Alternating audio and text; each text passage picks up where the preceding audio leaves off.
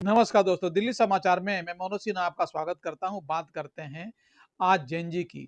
Gen Z आज किसके हैं? हमारे हैं, आपके हैं, या किसी पॉलिटिकल पार्टी से संबंध रखते हैं? यह चर्चा आज पूरे देश में और राजनीतिक गलियारों में पूरी तरह से गर्माती जा रही है, खासकर तब से जब अभिजीत दीपके और उनकी जो टीम ने अनाउंस किया कि हम लोग पॉलिटिकल पार्टी की तरह काम नहीं करेंगे, बल्कि हम लोग प्रेशर ग्रुप की तरह काम करेंगे। यानी कि देश में हम सवाल पूछेंगे और सरकार को घेरेंगे, चाहे वो कांग्रेस की सरकार हो, भारतीय जनता पार्टी की सरकार हो या कोई अन्य सरकार हो।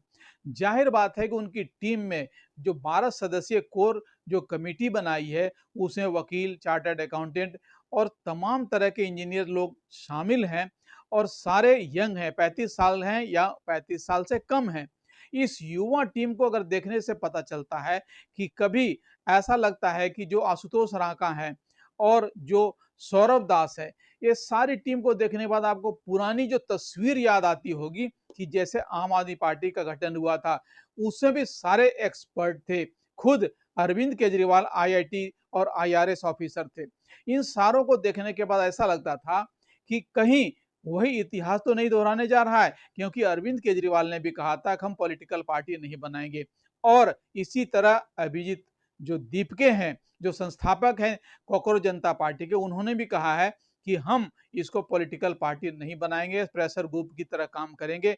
और जनता के जो सवाल हैं और इसका एक उन्होंने आवाज दी है कि जनता क्या बोलती है, पब्लिक क्या बोलती है, इस नाम से उनका एक कैंपेन चलेगा पूरे देश में। जाहिर बात है उनका मकसद बहुत साफ है और उनकी नीयत भी साफ दिख रही है।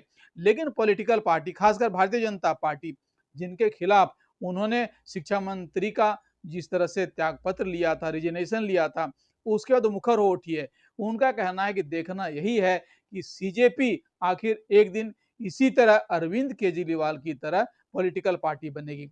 जाहिर बात है उनका भी जो सवाल है, उनका जो विचार है अपनी जगह सही हो सकता है, क्योंकि अगर इसी तरह पॉलिटिकल पार्टी उन पर दबाव बनाती रही जिस तरह की कभी अरविंद केजरीवाल ने बनाया गया था, तो कहीं ऐसा ना हो कि सीजेपी भी एक पॉलिटिकल पार्टी बन जाए। लेकिन अभी जो उनका मकसद है बिल्कुल साफ है, जनता के लिए है, युवा के लिए है और कहीं ना कहीं पॉलिटिकल पार्टियों के लिए एक अलार्म है।